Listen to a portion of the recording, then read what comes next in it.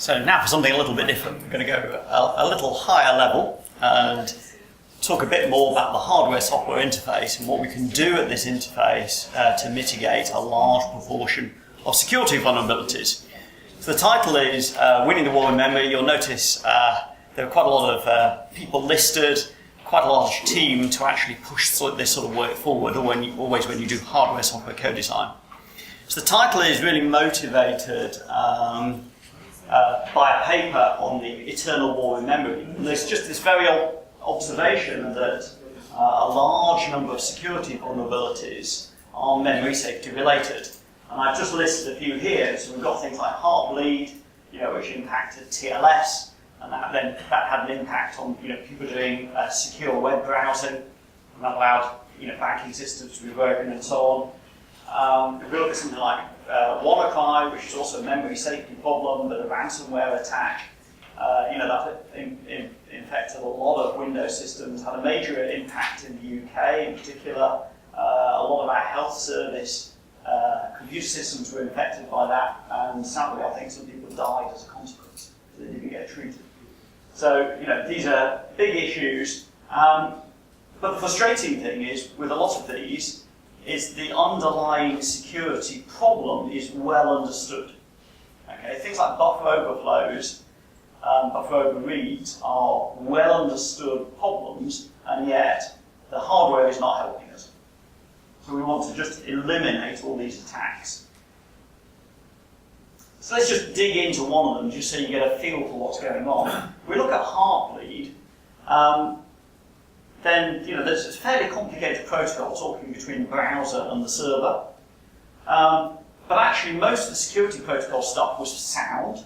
The problem, it turned out, was actually in the heartbeat message that kept the connection alive. Okay, and so there's a nice XKCD comic explaining this. So in this heartbeat message, the client, the web browser, could say, "Hello server, say potato, it's 6 letters," and the server would respond back with potato, and it's keeping the link. Like, "Okay server, you still there? Say bird, 4 letters." Okay, that's fine. And then you say, "Right then server, say hat. It's 500 letters. Trust me, it's 500 letters." And at that point, not only do you get hat back, but you get all the other things that's on the stack, and you can make that an awful lot longer.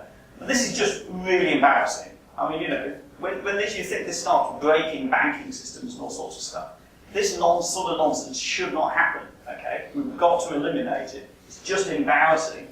It's so trivial. The problem is, if you then look at what went wrong, the classical answer is stupid programmer.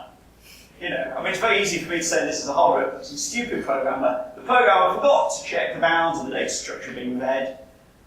But actually, you've got to look at the fix. It's a one-line fix. And you've got to look at that one-line fix to just do this comparison. You think, okay, there's a few places, even in this one-line of code, where you could easily make mistakes. Okay? And moreover, should the programmer actually need to do this in the first place? Okay, the line is, could easily get it wrong, but equally, the compiler and the processor should be helping them out. So our answer is basically preserve the bounds information during compilation, and then use the hardware, so we have a processor called Cherry, to dynamically check those bounds, and with very little overhead, and guarantee pointer integrity and provenance. And if you do that, you simply eliminate these problems in a very robust fashion without the programmer needing to do extra work. So that's the objective. So let's tell you a bit about the Cherry architecture. So the basic idea is we're going to add a new data type called the capability.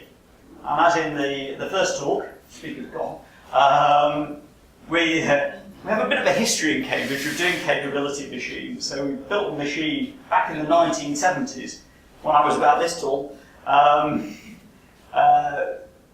and it had one form of capabilities. Our capabilities for the Cherry processor are really very simple in many ways. They basically consist of a bounds check pointer. So we have an address, if you like the pointer, 64 bits. And then we add an additional 64 bits that have permissions, compressed bounds, and this S bit, which I'll talk about in a bit, the sealed bit. And that then gives us a 128-bit pointer. So we have to grow pointers a bit to store this extra information.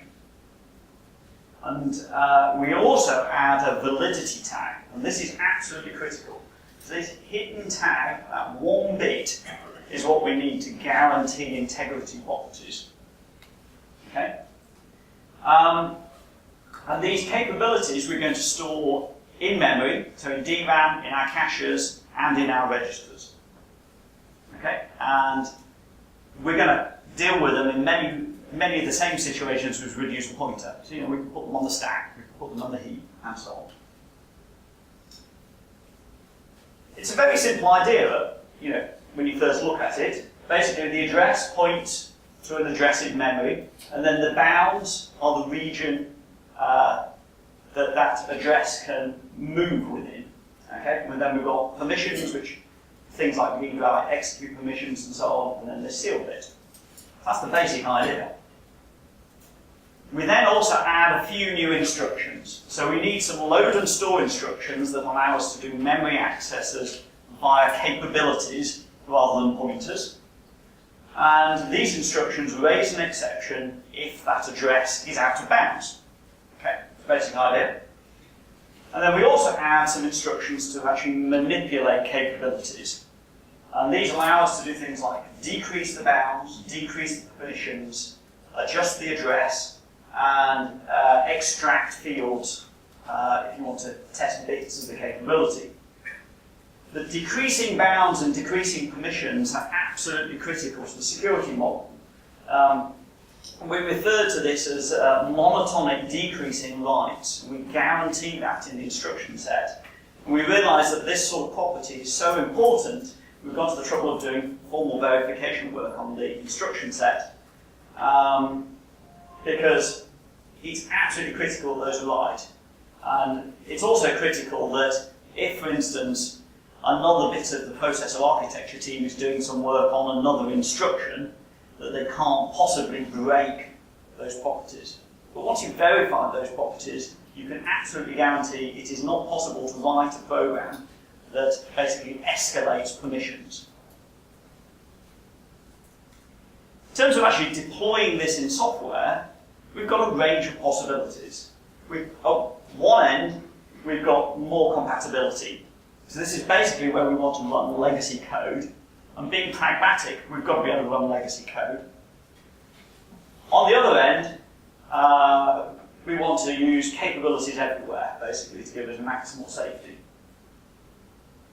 Okay, so on the left, we've got unmodified pointers. All pointers are integers. We've got complete source code and binary compatibility. Conventional C language idioms, normal API stuff, unmodified code. That all still works. But you're not getting any of the advantages of the security. We can then do hybrid code, and this is where you start to annotate code to say, this is a capability, okay? And that allows you to mix and match capabilities. And that's very useful when you're wanting to write bits of code that go between pure capability code and compatibility mode. And then where we really want to be is in pure capability code. One thing I should point out at this point is that if you're in pure capability code, in many ways it should look exactly like the original source code, it's just you've recompiled it. Okay? So it's only in this hybrid case that you start doing annotations and things.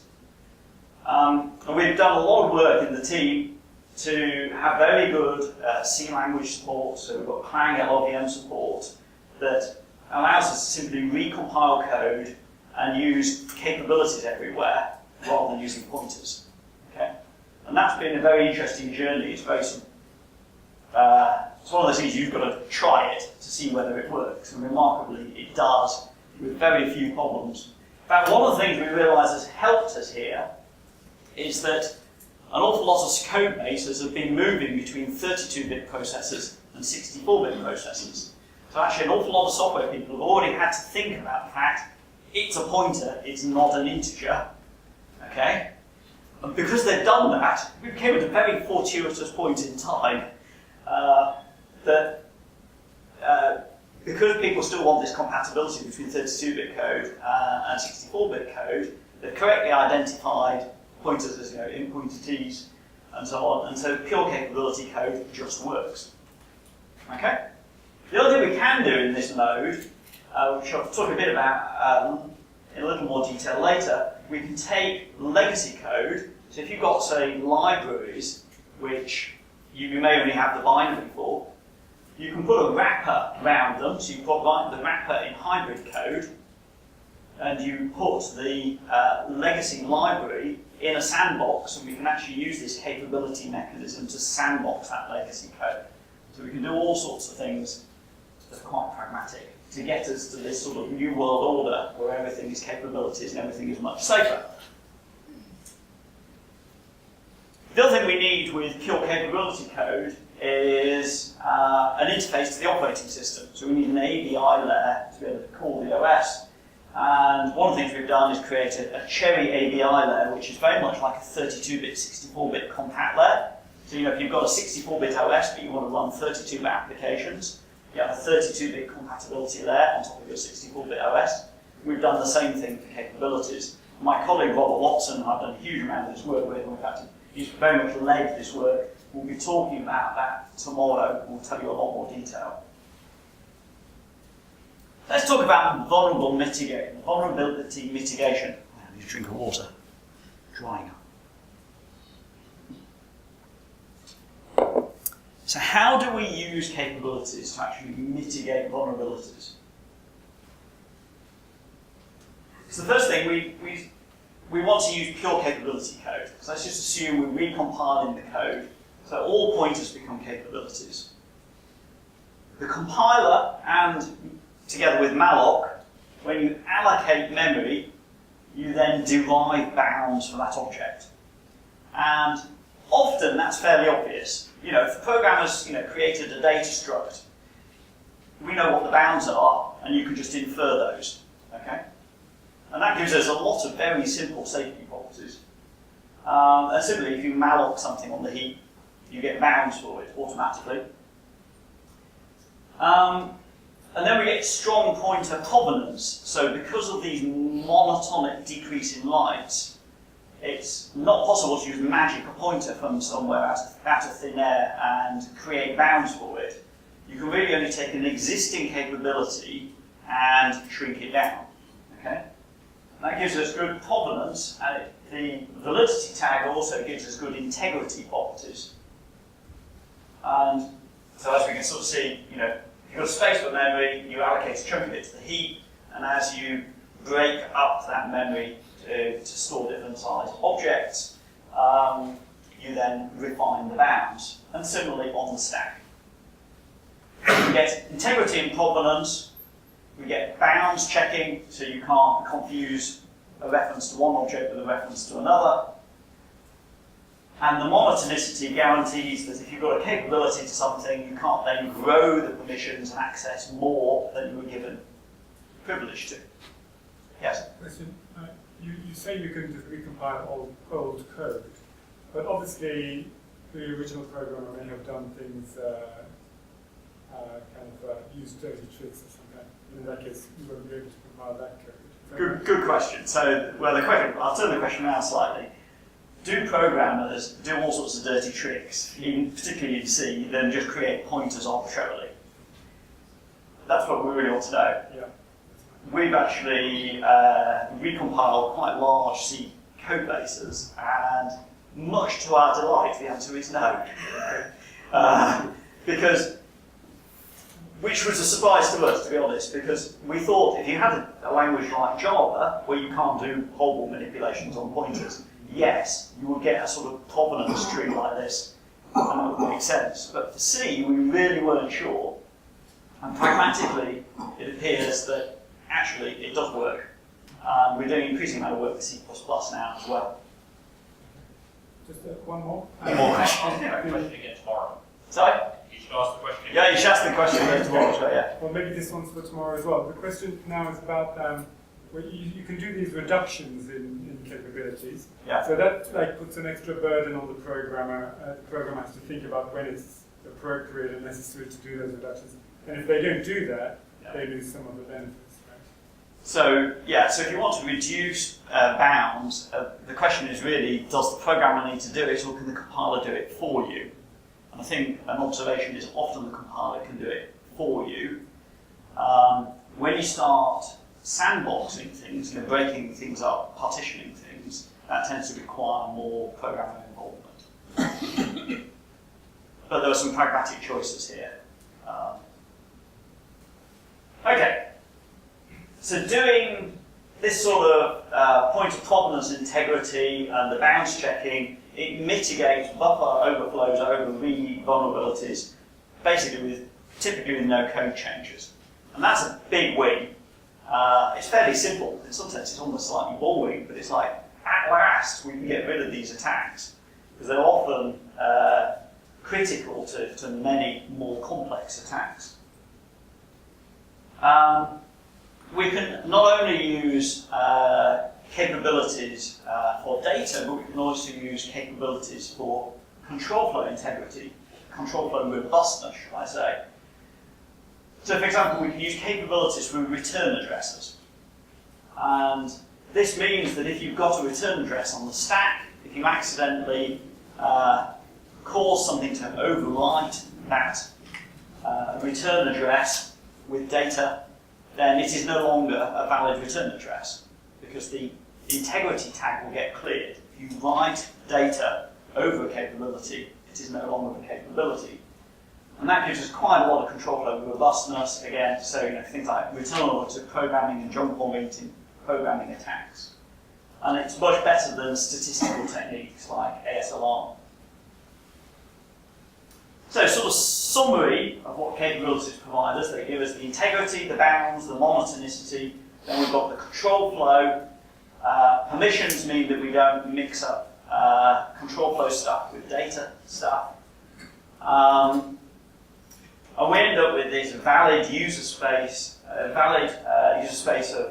pointers. We've got a set of valid pointers, and those are generated using derived rules.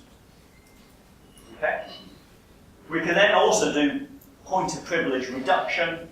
Capabilities allow pointers to carry specific privileges, which can be minimized with support from the OS, the compiler, and the linker, and so on. And this is very much a foundation for higher level models of safety, so particularly software compartmentalisation.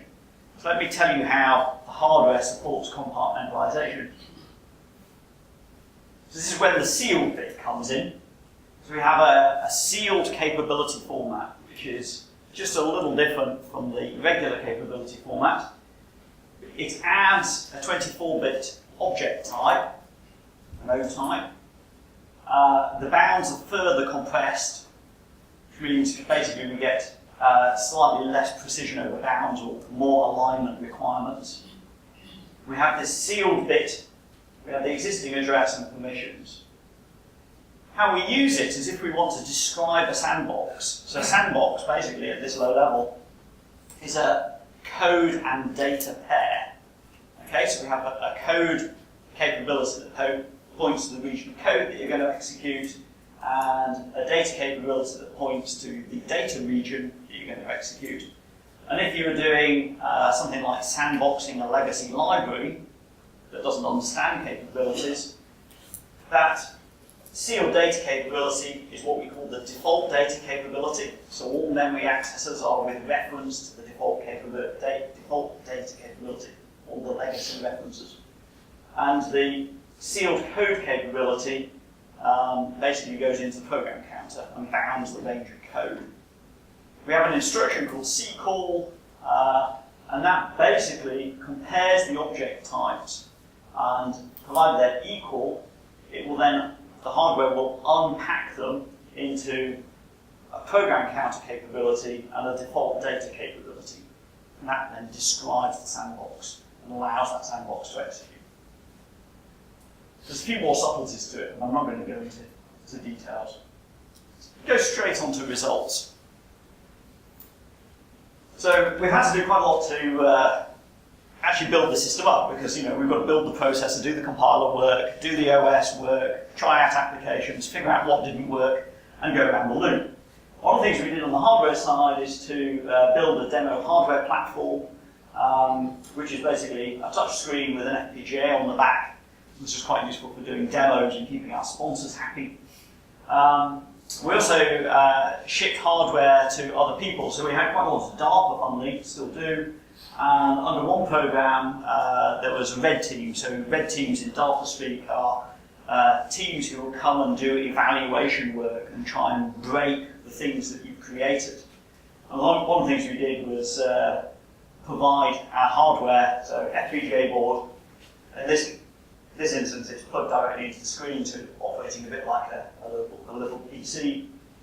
And we were delighted to come along to one of the DARPA meetings, do our own demos, and there was our red team saying, "Oh, Cherry's marvellous. We've tried it out on Heartbleed," which had just been announced at that point, and said, "Cherry completely mitigates the Heartbleed bug." It was the best demo we could have ever done. It's much easier when somebody else blows you in.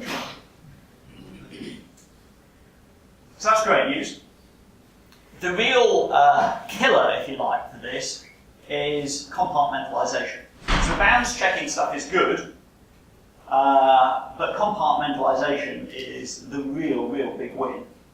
So we've got a very simple benchmark here where we're just trying to move some payload of different size between one compartment and another. We're going to compare it with a function call. This is going between compartments using Cherry. And these other ones, notice this is a log scale. These are different techniques that use process-based separation. So you're trying to move, so you're using conventional virtual memory. So you're trying to move the data between one process and another. And that's how the compartmentalisation was done. Okay, so the first thing to note is process-based compartmentalisation is simply very expensive. It's many orders of magnitude more expensive than doing a function call. Cherry compartmentalisation comes with some overhead. You're not going to get it for free, but it is still orders of magnitude better than process-based compartmentalisation. So you actually get a major performance win. So which is really nice in the security world. Not only can you get better security, you can get better performance as well. And bear in mind that this sort of process-based isolation is increasingly used even in things like mobile phones. So things like iOS. If you pop up something like the keyboard on the screen, that runs in a separate process. When it wants to talk to your address book to do some of the auto-completion on what you're typing, that runs in a separate sandbox as well, and so on. So even on an iPhone, you actually get strings of sandboxes, and they're all process-based. Okay? And that all burns power, and that then has an impact on the battery life, and so on. It also limits the number of sandboxes they can do, because they have to be pragmatic, so they don't take too much cost. Okay, the other thing we can look at is simply doing basic memory protection. So we've got a set of benchmarks, we've got a whole load of things over here, which are very conventional MyBench benchmarks. These are typical of lots of code, and we find that if we recompile things and use pure capability mode, actually we get very little performance hit. So here we're looking at L1 misses, because obviously we're making all pointers in the code bigger. So that's going to have a bit of an impact on the cache. If we look at very point-heavy benchmarks over here, so we've got things like Alden, which is basically just linked list data structures and very pointer-heavy stuff. Octane, JavaScript, and a couple of MyBench ones. Then you start getting a few percent overhead. One of the things we have done is we originally had a 256-bit size capability. We've shrunk it down to 128 bits, and that gave us quite a performance win. But you're still going to get a little bit of overhead compared to the base case, but it really is just a few percent. Just talk briefly about microarchitecture. So, as I said, we started off originally when we started this work with a really enormous capability so that we could do lots of experiments on it. You know, it had the full 64-bit base and bounds and so on, but it had a very significant impact on cache footprint. Reducing it to 128 bits by doing various tricks to compress the bounds has really helped with that. And we have a paper that we're about to ship on that. Ask us if you want more details. The other microarchitectural challenge was the tagging. Often if you talk to people who do processor architecture and you talk about tag, people who use tag memories for all sorts of things for research purposes. But in practice, people say, oh, that'll never work. Because, you know, we don't have any room in our DRAM for tags. You've got to use some specialist memory or some other technique. We chose in our initial prototype to store these hidden validity tags in the top of DRAM and then to basically cache them in a little table right next to the DRAM controller. And then we propagate those tags up through the system. So having the tags in the cache is easy and in the register path. Okay. And we ran various sort of experiments with, you know, different sizes of tag cache, and we thought around here didn't look too bad. But then we started talking to our colleagues at ARM about maybe they'll be interested in using some of this technology, and they said, well, you know, you've got quite a few percent overhead, even with a tag cache of 128K. We don't really like that. So we scratched our heads and you know, responded to our friends at ARM, how could we do better? We've actually come up with a scheme that we published at ICCD in last year, which is a hierarchical tag cache. And we find that for benchmarks, for example, like FMPEG, where before we had a few percent overhead, these are bigger little data sets, it's gone down to 0 basically. Early Boyer was always a real challenge, and we managed to take it down a few percent. But for a large proportion of code using this hierarchical approach, we completely eliminate the overhead. The other thing that's quite nice is we completely eliminate the overhead for legacy code. So where you don't have tags in the system, when you're not using the tagging, you don't pay the cost. We think that's quite a good sell because you only pay the cost when you want the security. Lots of ongoing research, there's lots still to do on, particularly on the software side to use it. I won't go through those now. Let's conclude since I'm running short on time. So we believe that the Cherry processor, the basic architecture, can really win the war in memory. Okay? What we're proposing, though, in many ways is fairly radical. Let's face it, for things like the C language was first run on a PDP-11 back in the 1970s. And basically the memory model, you know, we've been treating addressers like integers for that amount of time. We haven't done anything different since. So this is pretty radical, really. On the other hand, in many ways, it's not that complicated. And if we can introduce this new capability type, it gives us enormous benefits. One of the key things is we feel that it pushes us towards the principle of intentionality. So what we mean by that is the processor starts getting a little bit more semantic knowledge of what the programmer intended. And what we're trying to do here is to basically try and make sure that the processor executes the code as the programmer intended it. You know, if you think about a lot of the memory violation bugs, it's actually executing the code with the programmer never intended to. They never intended to overflow that data structure. And we think that's quite important. We get very efficient pointer integrity and bounds checking, you know, finally eliminate buffer overflows and overreads. And we also provide very scalable compartmentalisation. And this is really important because it basically allows you to take that really old idea from the 1960s of the principle of least privilege to actually be able to exploit it in code bases. You know, really reduce attack surfaces by breaking code up into smaller compartments. And that mitigates both known and unknown attacks. By simply reducing the attack surface, you reduce the chance of unknown attacks that could be possible. we're currently working with industry to bring the technology to market.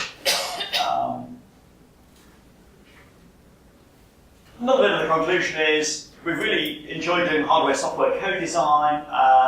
It avoids the pitfalls of basically doing local minimization. You know, a lot of people work on hardware or they work on software, so they keep one of them constant whilst playing with the other one. We believe to address some of the really big security challenges, you need to be able to change both. The only problem then is you need quite a big team to do it. And I have to thank DARPA, who's provided a huge amount of sponsorship for this, with very good support from Arma and Google as well, and then small amounts of support from other institutions. And so far, I need to go and add this up properly, but it's at least 70 person-years of effort to get to this point. Okay, I'll finish there. Thank you very much.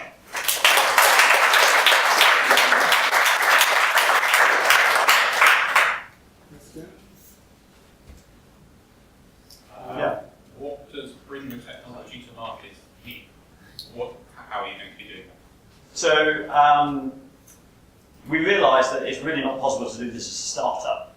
You've really got to work with the existing players. So we are working with the existing players. We're obviously talking to local companies like Arm, but really we think for this technology to be successful, it has to appear everywhere, and that's an enormous challenge because people are really going to shift software bases long term. I mean, you can just recompile things and get benefits. If you're also going to start doing compartmentalisation and so on, we sort of need it everywhere, and that's a really big battle. But I think it seems obvious that we've got to do something, so whether we can convince enough people is the challenge. And are these, some of the tools you've developed, are they available for the general public to play? Yeah, so we're very keen on open source. The processor is open source. We've also got simulators, so we've got things like QEMU, and the compiler stuff has been upstreamed, and the support on FreeBSD has been upstreamed, and so on. So yeah. There was one at the back.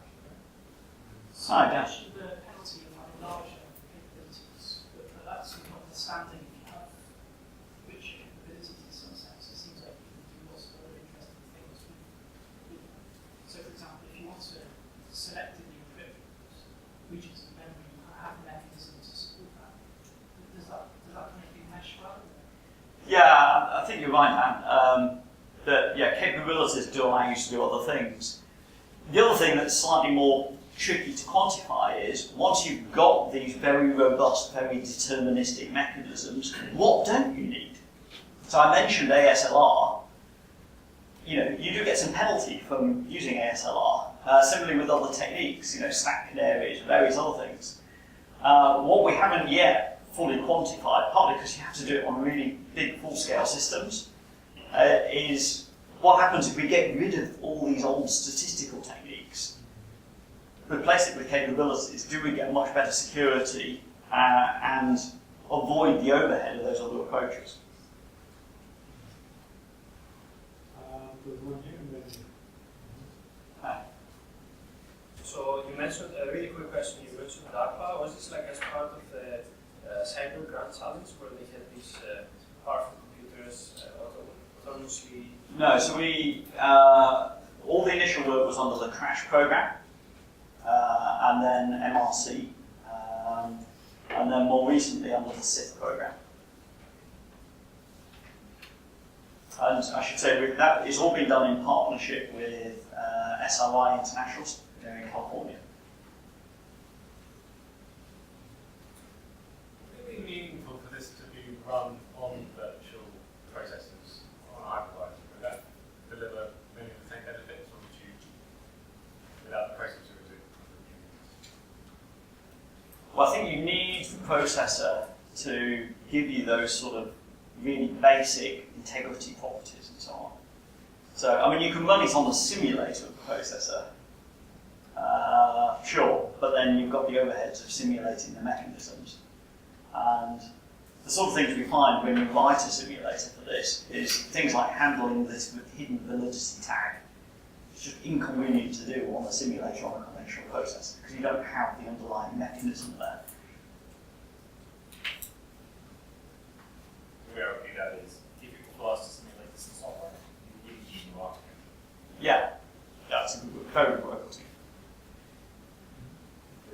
question. So, how do you see the? I mean, this video looks very good. And how do you see it like comparing to this newly announced this technologies like CET, authenticated pointers, this kind of control flow enforcement technologies? So they won't be needed. I mean, if such things are available. That's a tricky question. I don't think I know enough about those techniques to be able to comment. I don't know if I, Robert, maybe. Can you repeat the list of acronyms you're interested in comparing? So my colleague, the people behind you couldn't hear, and they can answer you. What were the technologies you looked at in comparison? Intel CET, control flow networks, generally what is new and those authenticated pointers. Yeah, Cherry is closest to ARM authenticated pointers of the two, in that it protects the integrity of the pointers. The ARM technology is intended only to protect control flow pointers. We are also interested in all the data pointers and pointers to other kinds of objects. That said, there are some hierarchical properties. If you corrupt an in-memory signed ARM pointer, then you ideally are not able to inject one for the purposes of return-oriented programming. The cryptographic techniques are inherently probabilistic. They're subject to the size of the map at the top, and also they're subject to information leakage. So if you leak one of these control flow pointers, it can now be injected back into the address space, subject to suitable constraints and understanding of the problem. CET makes use of a shadow stack. In that sense, maybe in some sense they provide a slightly narrower form of control flow Turkey. We will protect the return address, but nothing says you couldn't use another control flow pointer. You have to have lying around and trick the software to copy. They also have a landing pad like technology which you can use. Really, the ARM sign pointers and the control flow Turkey, they address similar kinds of problems there to each other. They would be interested in control flow. CFI generally models control flow graphs in a program that tries to constrain it, and your architecture may or may not let you constrain it very much. Pointer integrity techniques are really about sort of a robustness, as in preventing you from corrupting them. It isn't easy to corrupt. So Cherry is similar. Cherry is also quite different. You could think of our compartmentalisation schools as being a form of control flow integrity, right? Limiting the calls between different compartments. I think these are not comment too much on CET, but at least in the case of the ARM sign pointers, these techniques compose very naturally, and they may offer stronger combined effects in the sense that if you take a slightly more control flow oriented view and compose it with Cherry, maybe you're able to restrict these. The binary compatibility impact of sign pointers is lower because you're not changing the pointer size. Changing the pointer size is strong. Okay, let's bring this part of the session to a close. Let's thank